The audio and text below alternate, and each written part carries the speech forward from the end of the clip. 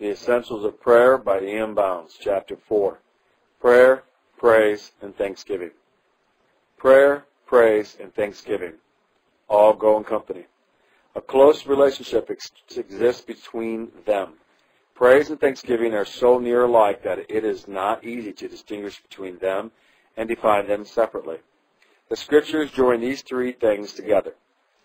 Many are the cause for thanksgiving and praise.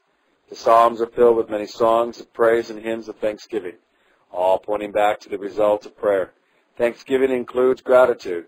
In fact, thanksgiving is but the expression of an inward conscious gratitude to God for mercies received. Gratitude is an inward emotion of the soul, involuntarily arising therein, while thanksgiving is the voluntary expression of gratitude. Thanksgiving is oral, positive, active. It is giving out of something to God. Thanksgiving comes out into the open.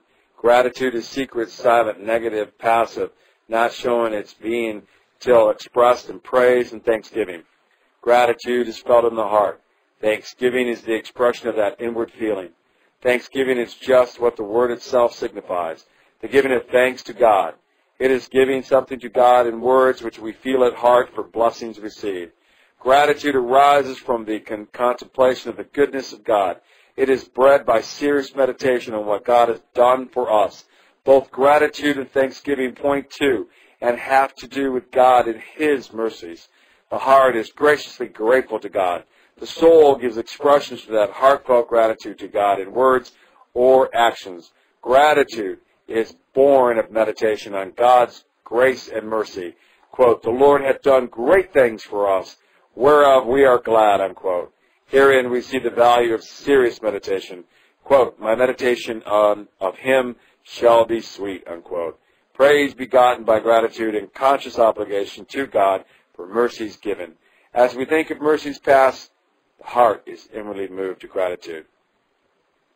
I love to think on mercies past, the future good implore, and all my cares and sorrows cast on Him whom I adore. Love is the child of gratitude. Love grows as gratitude is felt, and then breaks out into praise and thanksgiving to God. Quote, "I love the Lord because He hath heard my voice and my supplication," unquote. Answered prayers cause gratitude, and gratitude brings forth the love that declares it will not cease praying.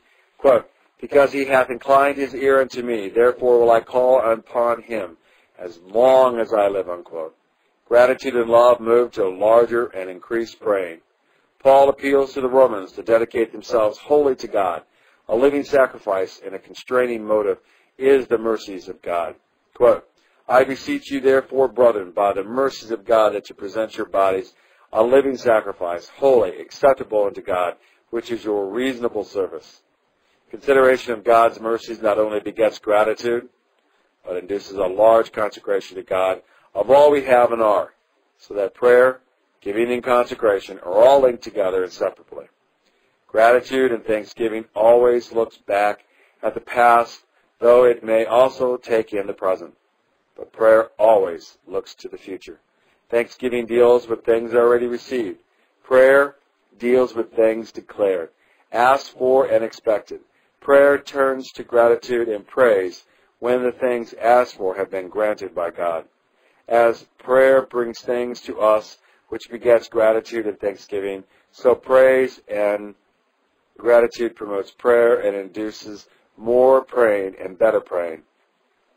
Gratitude and thanksgiving forever stand opposed to all murmurings in God's dealing with us and all complaining at our lots. Gratitude and murmuring never abide in the same heart at the same time. An unappreciative spirit has no standing besides gratitude and praise. And true prayer corrects complaining and promotes gratitude and thanksgiving. Dissatisfaction at one's lot and a disposition to be discontented with things which come to us in the providence of God are foes to gratitude and enemies to thanksgiving. The murmurers are ungrateful people. Appreciative men and women have neither the time nor disposition to stop and complain. The ban of the wilderness journey of the Israelites on their way to Canaan was their proneness to murmur and complain against God and Moses. For this, God was several times greatly grieved and it took the strong praying of Moses to avert God's wrath because of these murmurings. The absence of gratitude left no room nor disposition for praise and thanksgiving, just as it is so always. But when these same Israelites were brought through the Red Sea dry-shod, while their enemies were destroyed, there was a song of praise led by Miriam, the sister of Moses. One of the leading sins of the Israelites was forgetfulness of God and his mercies, and ingratitude of soul. This brought forth murmurings and a lack of praise, as it always does. When Paul wrote to the Colossians to let the word of Christ dwell in your hearts richly, and to let the peace of God rule therein, he said to them, quote, and be ye thankful, unquote, and adds, quote, admonishing yourselves in psalms and hymns and spiritual songs, singing with grace in your hearts unto the Lord, end quote. Further on, in writing to these same Christians, he joins prayer and thanksgiving together, quote. Continue in prayer and watch in the same with thanksgiving, end quote. And writing to the Thessalonians, he again joins them in union, quote. Rejoice evermore, pray without ceasing, in everything give thanks, for this is the will of God concerning you, unquote. We thank thee, Lord of heaven and earth, who hast preserved us from our birth, redeemed us all from death and dread, and with thy gifts our table spread. Wherever there is true prayer, there thanksgiving and gratitude stand hard by, ready to respond to the answer when it comes. For as prayer brings the answer, so answered prayer sets thanksgiving to work. Thanksgiving follows answered prayer just as day succeeds night.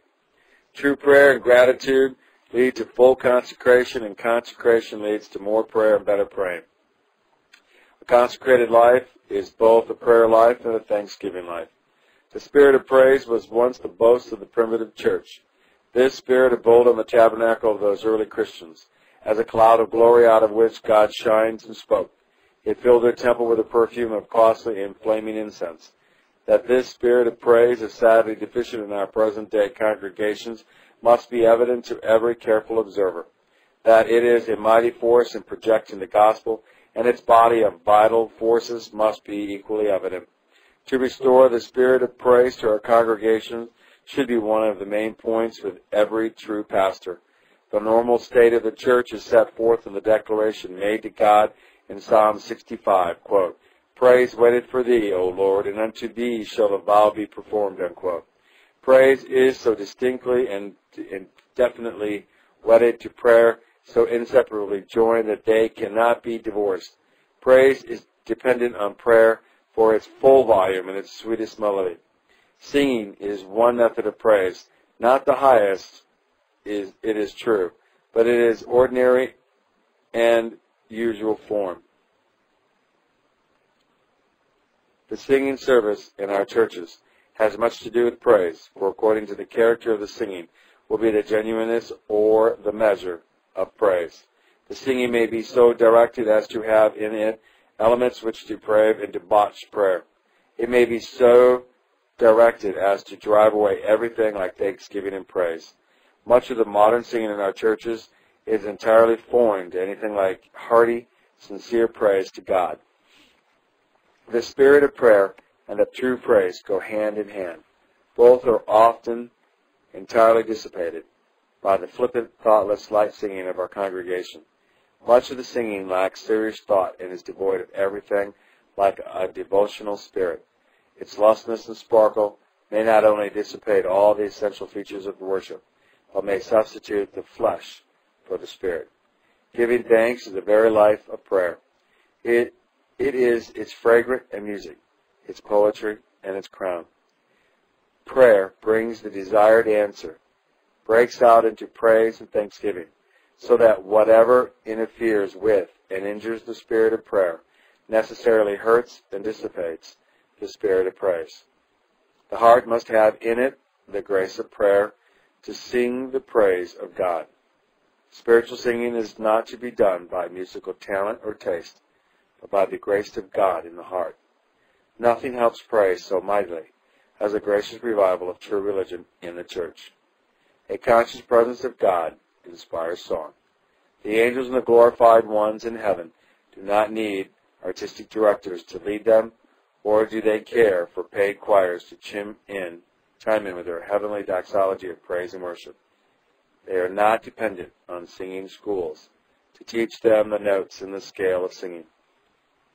Their singing involuntarily breaks forth from the heart. God is immediately present in the heavenly assemblies of the angels and the spirits of just men made perfect. His glorious presence creates the song, teaches the singing, and impregnates their notes of praise. It is so on earth. God's presence begets singing and thanksgiving, while the absence of God from our congregation is the death of song, or, with amounts to the same, makes the singing lifeless, cold, and formal. His conscious presence in our churches would bring back the days of praise and would restore the full chorus of song. Where grace abounds, songs abounds. When God is in our heart, heaven is present and melody is there, and the lips overflow out of the abundance of the heart. This is as true in the private life of the believer as it is so in the congregations of the saints. The decay of singing, the dying down and out of the spirit of praise and song, means the decline of grace in the heart and the absence of God's presence from the people. The main design of all singing is for God's ear, and to attract His attention, and to please Him. It is, quote, to the Lord, unquote, for His glory and to His honor. Certainly, it is not for the glorification of the paid choir, to exalt the wonderful musical powers of the sinners, nor is it to draw the people to the church, but it is for the glory of God and the good of the souls of the congregation. Alas, how far hath the singing of choirs of churches of modern times departed from this idea. It is no surprise that there is no life, no power, no unction, no spirit in much of the church singing held in this day. It is sacrifice for any but sanctified hearts and holy lips to direct the singing part of the service of God's house of prayer. Much of the singing in churches would do credit to the opera house and might satisfy as mere entertainments, pleasing the ear, but as a part of real worship, having in it the spirit of praise and power, praise and prayer, it is a fraud, and an imposition on spiritually minded people, and entirely unacceptable to God. The cry should go out afresh, quote, let all the people praise the Lord, unquote. For, quote, it is good to sing praises unto our God, for it is pleasant, and praise is comely, unquote. The music of praise, for there is real music of song and praise, is too hopeful and happy to be denied. All these are in the, quote, giving of thanks, unquote. In Philippians, prayer is called request. Let your request be made known unto God, which describes prayer as an asking for a gift, giving prominence to the thing asked for, making it emphatic, something to be given by God and received by us, and not something to be done by us. And all this is closely connected with gratitude to God. Quote, with thanksgiving let your request be made known unto God, unquote. God does much for us in answer to prayer, but we need from Him many gifts, and for them we are to make special prayer. According to our special needs, so must our praying be. We are to be special and peculiar, and bring to the knowledge of God by prayer, supplication, and thanksgiving our particular requests, the things we need, the things we greatly desire, and with it all, accompanying all these requests, there must be thanksgiving. It is indeed a pleasing thought that what we are called upon to do on earth, to praise and to give thanks, the angels in heaven and the redeemed, disembodied spirits of the saints are doing also. It is still further pleasing to contemplate the glorious hope that what God wants us to do on earth, we will be engaged in doing throughout an unending eternity. Praise and thanksgiving will be our blessed employment while we remain in heaven, nor will we ever grow weary of the pleasing task. Joseph Addison sets before us in verse this pleasing prospect. Through every period of my life, thy goodness I'll pursue, and after death in distant worlds, the pleasing theme renewed. Through all eternity to thee, a grateful song I'll raise, but all eternity's too short to utter all thy praise.